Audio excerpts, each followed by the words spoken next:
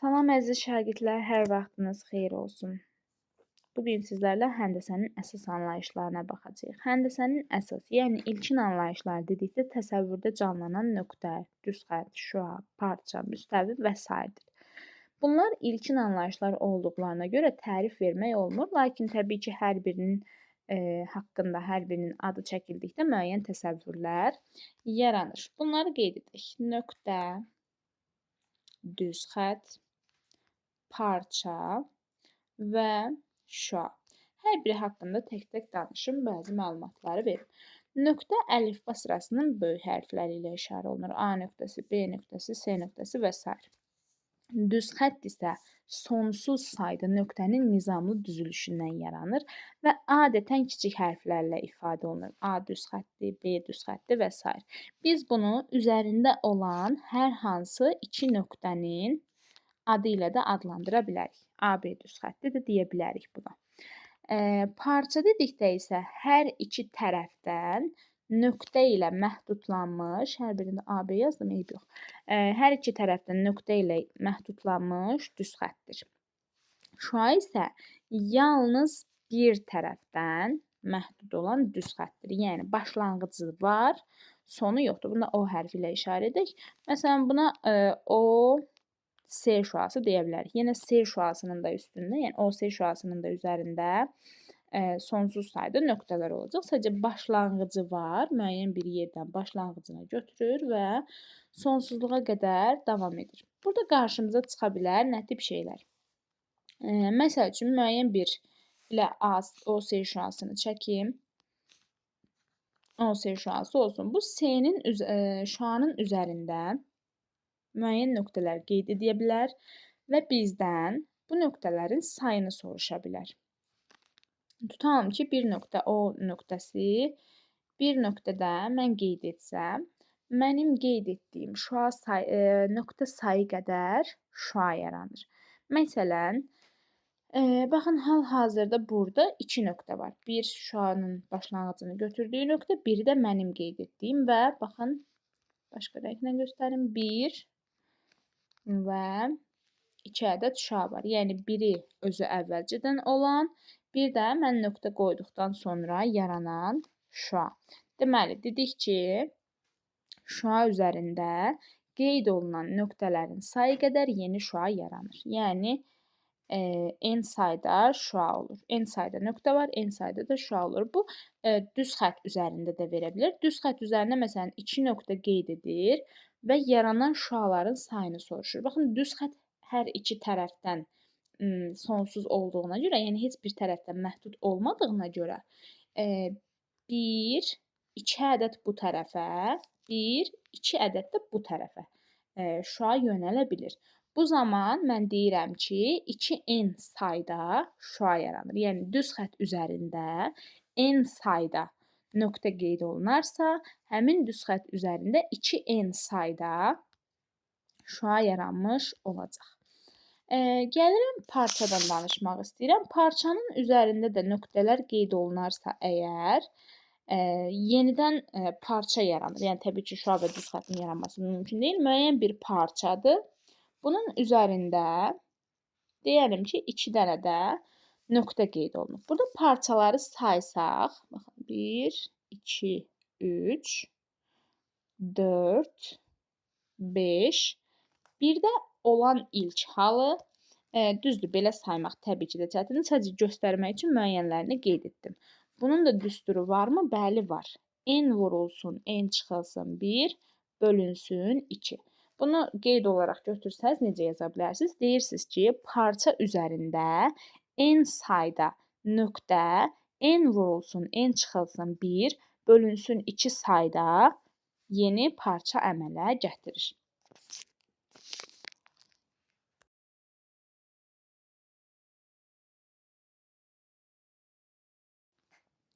Bundan əlavə qarşımıza çıxa bilər nə tipli bir misal.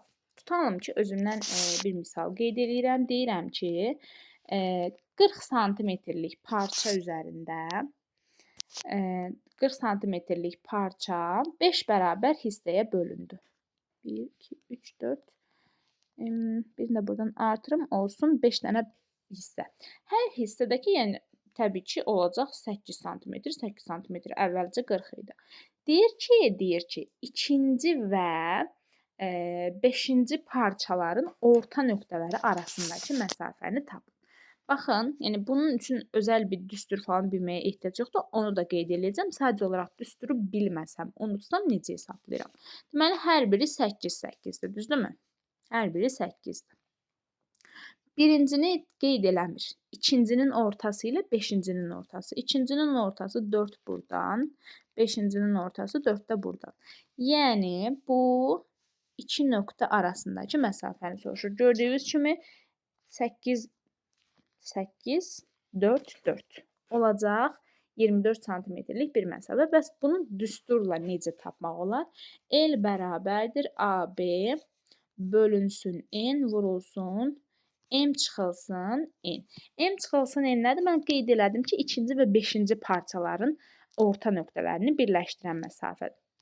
Həmin bu N 5 və 2-ni təmsil edir. Məsələn, gəlin düsturundan qeyd eləyək. Mən tapmışdım burada nə? 24. Bunu qeyd eləyib və burada hesablamamı aparıram.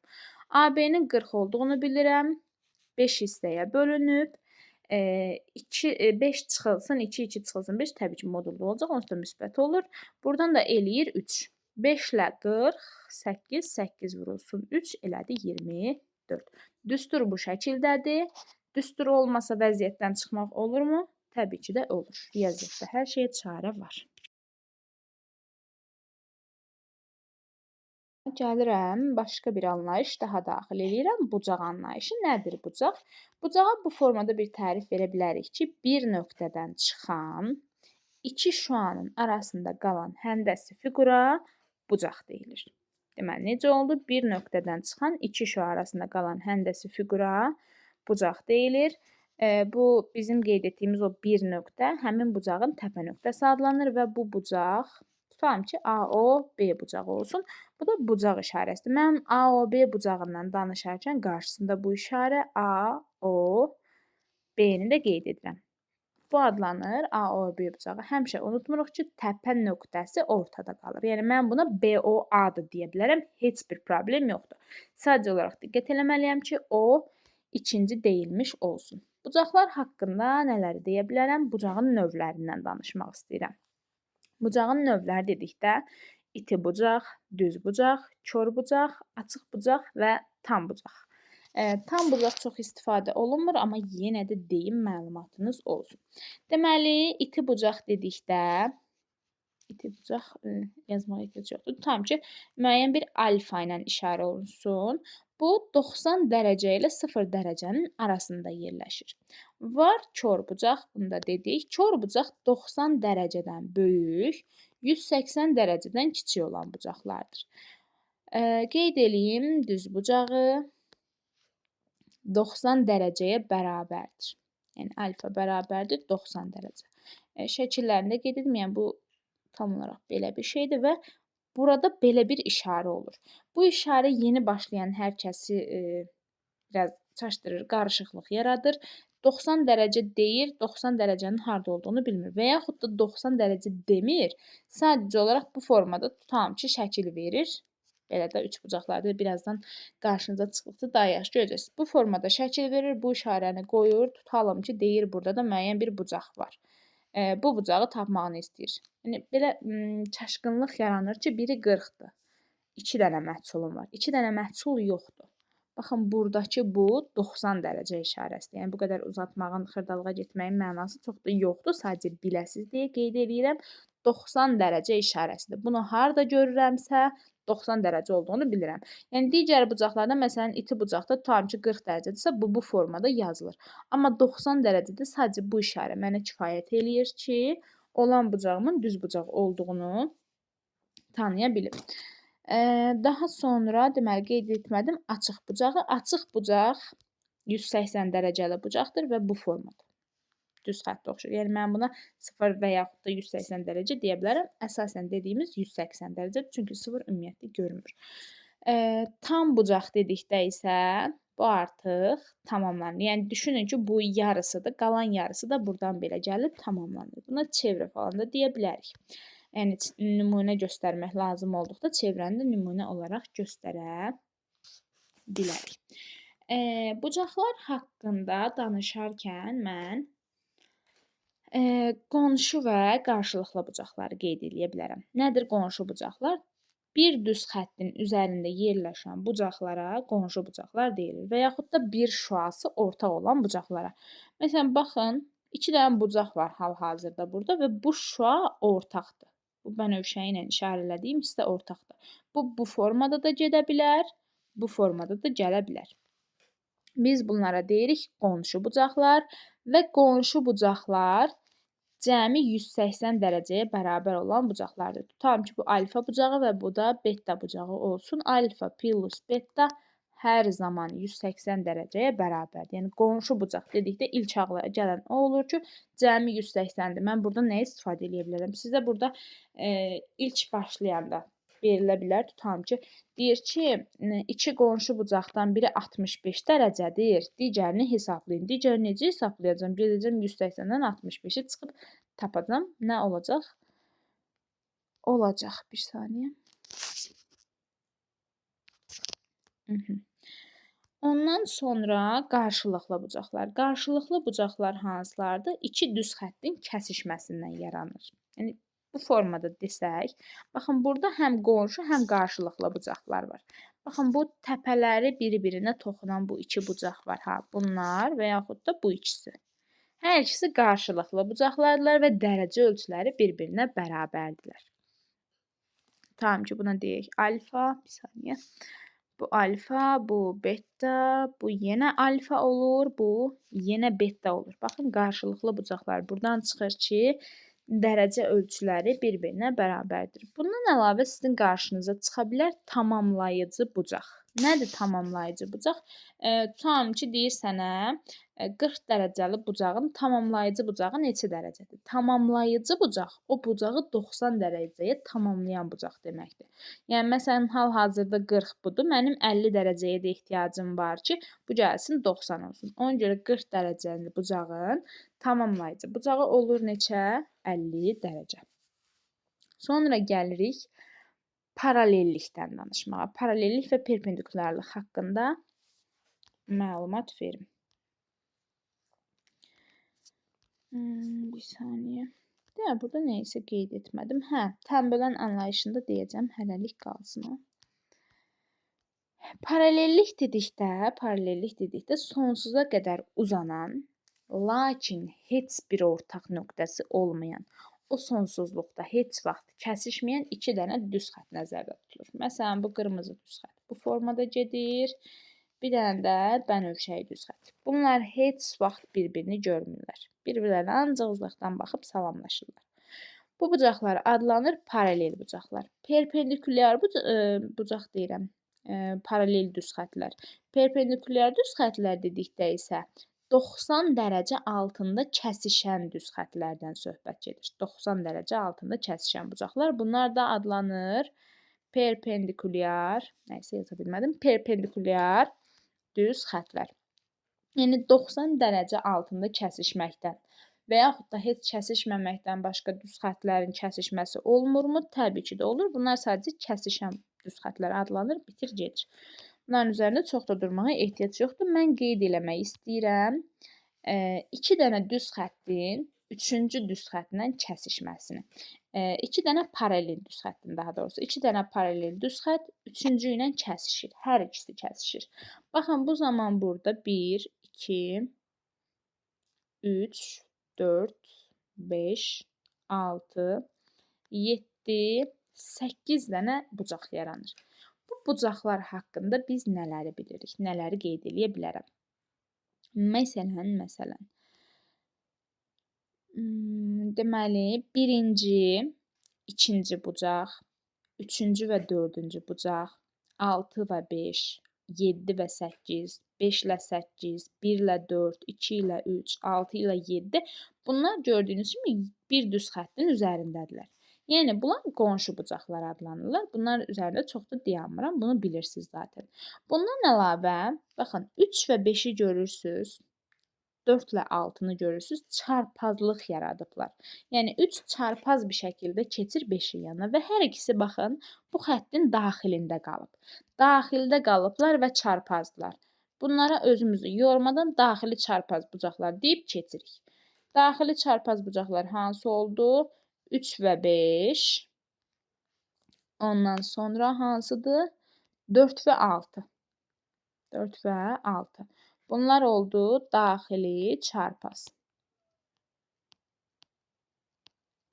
Daxili çarpaz. Yazmaq vaxtı alıb yazmayam gərək. Ondan sonra gəlir daxili bir tərəfli. Baxın, bir tərəfdədir. 4 və 5. 3 və 6. Niyə ancaq 4 və 5-ə baxın? Daxili deyirəm. Daxildəki bucaqlardan danışıram. Daxili bucaqlardırlarsa, təbii ki, daxildə olanlara baxacam. Mən gəlib 1 ilə 8-ə baxası deyiləm. Onlar bu 2 dənə paralel olan düz xəttin xaricindədirlər. Onların öz növbəsi var. Onlara da gələcək sıra. Deməli, 4 ilə 5, 3 ilə 6 oldu nə? 4 və 5, 3 və 6 oldu nə? Daxili bir tərəf. Daxili bir tərəfli. Neysə, yazmıram. Bundan sonra baxıram hansılara. Bir xaricdən, bir daxildən götürə bilərəmmi mən? Təbii ki, də götürə bilərəm. Kimdir mənim mane olan? 1 ilə 5-i götürürəm. Bunlar adlanır necə bucaqlar? Uyğun bucaqlar. 1 və 1 və deməli neçəni dedik? 1 və 5, 2 və 6. Ondan sonra mən birini aşağıdan, birini yuxarıdan götürə bilərəm. 4 və 8. Ondan sonra 7 və 3. 3 və 7 yazardım gərək. Neysə. Bunlar adlandı uyğun bucaqlar. Uyğun. Da bucaq sözünü yazmıram. Bunlar da oldu nə? Uyğun bucaqlar. Biz nəyi demədik? Xarici çarpazı demədik. Xarici çarpaz və xarici bir tərəfləri qeyd eləmədik. İndi gəlirəm xaricə. Deməli, baxın 1, 7. Çarpaz olaraq 1-dən keçmişəm 7-yə. Bunlar adlanır, yəni 2-dən 8-ə, 1-dən 7-yə. Bunlar adlanır xarici çarpaz bucaqlar. 2 və 8-də eynən. Xarici çarpaz bucaqlar adlanır. Bunları da qeyd edeyim. Deməli, 1 ilə neçə? 1 və 7, 2 və 8 adlandı xarici çarpaz. Xarici çarpaz. Eyni ilə xarici bir tərəflini də qeyd eləyə bilərəm. 1 və 8, bunu da yazım. Daha sonra aralarındakı bərabərliklər haqqında danışacağım. 1 və 8, 2 idi. Səhv eləmirəmsə, 2 və 7 də adlanır xarici bir tərəf.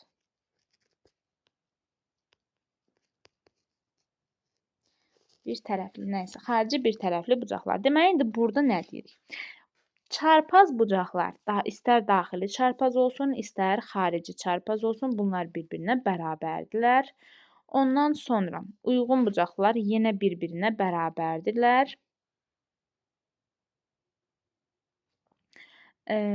Daxili bir tərəfli və xarici bir tərəflidən danışmaq istəyirəm.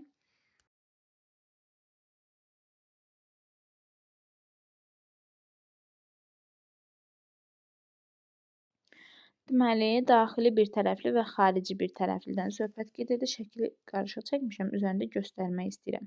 Deməli, daxili bir tərəfli 4 və 5. Baxın, 4 və 5 götürdükdə, sadəcə sizə bunu qeyd olaraq bunu deyim ki, hər birini tək-tək əzbərləməyə də ehtiyac yoxdur. Sadəcə göstərmək istəmişdim, amma qısaca bunu belə deyim. Görürsünüzsə əgər şəkildən bir saniyə. Baxın. Şəkili daha aydın, daha böyük çəkib. Şəkildən göründüyü kimi bu 2 dənə düz xəttin 3-cü ilə kəsişməsi zamanı sadəcə 2 bucaq yaranır. Yəni biri kordur, biri də itidir. Əgər bucaqlar eyni adlı, yəni eyni işarəli olarlarsa bir-birinə bərabərdirlər. Məsələn, bu kordursa, bu da kordursa, deməli bunlar bir-birinə bərabərdir. Bu iti, bu da itidirsə, deməli bərabərdirlər. Yox, bu iti, bu kordan söhbət gedirsə, bunların cəmi də 180 dərəcəyə bərabər olacaq. Yəni, sadəcə bu. Bu da hardan gəlir, niyə gəlir? Baxın, burada yaranan bu 4 bucağı görürsünüzmü? Bayaq necə dedik? Bir düz xəttin üzərində olan və yaxud da bir ortaq şüaya sahib olan bucaqlara demişdik ki, qonşu bucaqlar idi. Bax, məsələn, bu yuxarıdakı 1-dən 2 qonşudur. 1-dən 2 qonşudursa, 3 də baxın, 3 də 2 ilə qonşudur. 3 ilə 1 də qarşılıqlıdır. Deməli, bunlar da bir-birinə bərabərdir. Eyni bu bucaq burdan bu tərəfə keçəndə gəlir bu daxili çarpaz bucaqlar da bir-birinə bərabər olmuş olur. Bunlar haqqında bu qədər. Yenə test işləyərkən daha net görəcəksiniz hər birini. Hər yeri yazdım. Vərəqi düzəldə bilmədim. Aha. Gəlim danışım nədən? Uyğun tərəfləri paralel və yaxud da uyğun tərəfləri perpendikulyar olan bucaqlardır. Nədir uyğun tərəfləri paralel olan bucaqlar? Tutalım ki, belə bir bucaq verilib. Baxın, bu tərəf bu tərəflə, bu da bununla nədir? Paraleldir. Uyğun tərəfləri paralel və uyğun tərəfləri perpendikulyar olan bucaqların hər ikisində ortaq bir qayda odur ki, əgər bunlar eyni adlıdırlarsa, yuxarıda qeyd etdiyimə oxşuyur biraz da. Əgər eyni adlıdırsa, bir-birinə bərabərdirlər. Yox, əgər müxtəlif adlıdırsa, yəni biri iti bucaq, digəri kor bucaqdırsa, bunların cəmi 180 dərəcəyə bərabərdir. Yəni özümüzü yorub əlavə bir şey yadda saxlamağa ehtiyac yoxdur. İti bucaqdırmı hər ikisi? Deməli, biri 5-dirsə, o birisi də 5-dir. 10-dursa 10-dur. Biri iti, biri kördürsə, biri 5-dirsə, o birisi olacaq 180 çıxılsın 5. Yəni, cəmi 180 dərəcəyə bərabər olacaq. Bu qədər. Bir də uyğun tərəfləri perpendikulyar olan bucaqlara bir nümunə göstərim. Deməli, belə. Neysə, bu da gəlsin. Bu formada bura perpendikulyar olsun. Baxın, görürsünüz, bu iti, bu kördür. Biri iti, biri kördürsə toplayacam 180-ə bərabər eləyəcəm. Yox, hər ikisi, məsələn, iti olsaydı, buna da bir şəkil çəkim. Bu buna perpendikulyar, bu buna perpendikulyar. Hər ikisi itidirsə, demək ikisi də bir-birinə bərabərdir. Hər ikisi kördürsə, yenə ikisi də bir-birinə bərabərdir. Bir neçə əlavə nümunə göstərmək istəyirəm. Və qeyd olaraq sizə nə deyə bilərəm? İki düz xəttin üçüncü ilə kəsişməsinə aid olan hissədə. Bunu deyə bilərəm ki, əgər paralellik görürsünüzsə, tutalım ki, elə nümunə göstərim, nümunədən sonra deyəcəm. Məsələn, bu formada bir şəkil verib və sizdən bunun hamısını qeyd edeyim. Alfa, beta, qamma bucaqları olsun. Paralelliklərini filan istəyir. Qaydamız varmı? Yenə də təbii ki, var. Alfa, beta və qamma bərabərdir 360 dərəcə. Yəni, burada D1 düz xətdir, burada isə D2 düz xətti var və bu D1, D2 paraleldirsə əgər, bu içəridə yaranan 3 dənə bucağın cəmi 360 dərəcəyə bərabər olur. Ondan sonra qeydlərimi verim, yadda saxla hissəsini. Sonra deyəcəm. Daha doğrusu nümunələri göstərim. Deməli, şəkil ən çox qarşınıza çıxacaq bu tipdə bir şəkil. Bu tipdə çıxan şəkildə tutalım ki, bura deyək x, bura olsun alfa, bura olsun beta. Alfa ilə betanın cəmi bərabərdir x-a. Və yaxud da bu şəkil bu formada olsun. Baxın, bu formada zigzaqların sayı daha çox olsun. Bura olsun a, bura olsun b. Bura olsun x, bura olsun y. Baxın, bir istiqamətə gedən bucaqlar var. Ha, görürsünüzmü? Bucaq iki istiqamətdədir. Sağa və sola gedənlər. Həmişə sağa gedənlərin cəmi sola gedənlərin cəminə bərabər olur. Yəni, bu da bir qayda olaraq yadda qalsın. Əgər zigzaq bu formada azdırsa, yəni tam ki, 2 dənəsi bu formadadır, bir dənə bu tərəfdədir. Belə olan halda deyirik ki, alfa ilə betanın cəmi x-dir. Yox, belə də zigzaqlar daha çox olarsa, siz burada deyirsiniz ki, sağa gedənlərin cəmi sola gedən bucaqların cəminə bərabərdir. Tutalım ki, indi bu qaydaların hər birini unutmuşuq. Elə yuxarıdakı şəklə uyğun bir nümunə göstərmək istəyirəm. Nümunə çəkə bilsəm. Baxın, deyəm ki, bu formada bir şəkil verilib. Və bizdən nəyisə hesablamağımızı istəyir. İndi hamısını hesablayıb göstərməyəcəm. Misal yazıram, qaydanı izah eləmək üçün deyirəm. Baxın, Paralel dediyi bu D1 ilə D2-nin bir-birinə paralel olduğunu bilirəm. Amma düstur falan hər şeyi unutmuşam. Heç nə yadımda deyil. Sadəcə paralellik bilirəm. 2 dənə düz xəttin üçüncü ilə kəsişmə, 2 dənə paralel düz xəttin üçüncü ilə kəsişməsindən yaranan bucaqlar anlayışını bilirəm. Bu mütləq ki, biləcəksiniz. Asandır. İşlədikcə də yadda qalacaq. Bunları bilirəm, amma digər qaydaları unutmuşam. Paralel gördüyüm düz xətləri və onu kəsə biləcək olan bir düz xətt tapıram, uzadıram. Məsələn, bura bayaq deyəlim ki, verilmişdi 150. Bura olsun 150-nin qonşusu. Ondan sonra bura olsun 120. Bura olur bunun qonşusu 60 dərəcə. Ondan sonra 30 dərəcə. Buranı da deyəlim ki, x verib. İndi üçbucağı keçəndə bunu daha yaxşı biləcəyik. Üçbucaq yarandı. Daxili bucaqlarının cəmindən tapa bilərəmmi? Tapa bilərəm. Daha dərinliyə getmirəm, çünki üçbucaqlar haqqında izahda daha dəqiq hamısını deyəcəm. Bir də qeyd etmədim yuxarıda nəyi? Bucağın tən bölənini. Bucağın tən böləni deyəndə adından da göründüyü kimi bucağı tən bölən şüadan söhbət gedir. Məsələn, bura 50 dərəcə idimi? Bu bucağın tən böləni tutam ki, AC şüasıdır. Bu AC şüası bunu 25 dərəcə ölçüsündə 2 dənə bucağa ayırır. Bundan əlavə 2 dənə düz xəttin ixtiyari formada kəsişməsini, ixtiyari bucaq altında kəsişməsindən yaranan 2 dənə bucağın tən bölənindən danışmaq istəyirəm. Baxın, burada yaranan bu qarşılıqlı bucaqları yəqin ki, görürsünüz. Bu bunun tən böləni. Bu yaşılda digərinin tən böləni olsun. Baxın, görürsünüz, bunlar bir düz xətt əmələ gətirdilər.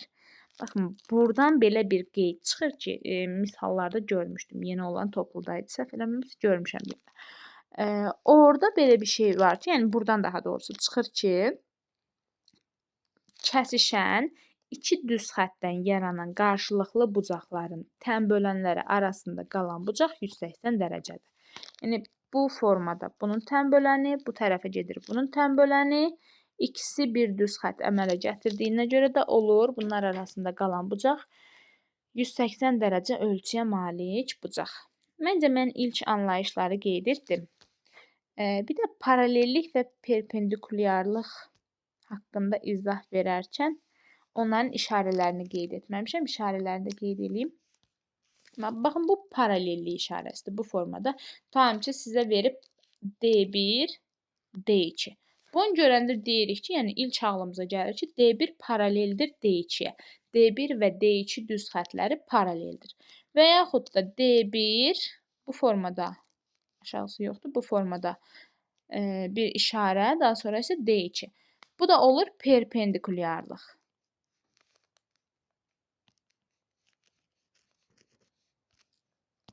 Yəni bir saniyə, perpendikulyar. D1 düz xətti perpendikulyardır D2 xəttinə. D1 və D2 düz xətləri perpendikulyardır. Yuxarı da olur paralellik. Paralellik yazmağa ehtiyac yox. D1 paraleldir D2-yə. Məncə bu qədər kifayət eləyər. Yenə qalan bir şey oldusa, dərs izahında test işləyərkən qalanlarını da qeyd eləyə bilərəm. Sağ olun, salamat qalın. Məncə bu mövzu bu qədər kifayət eləyər. Çoxlu test işləməyi və özünüz üçün qeydlər götürməyi unutmayın. Hələlik.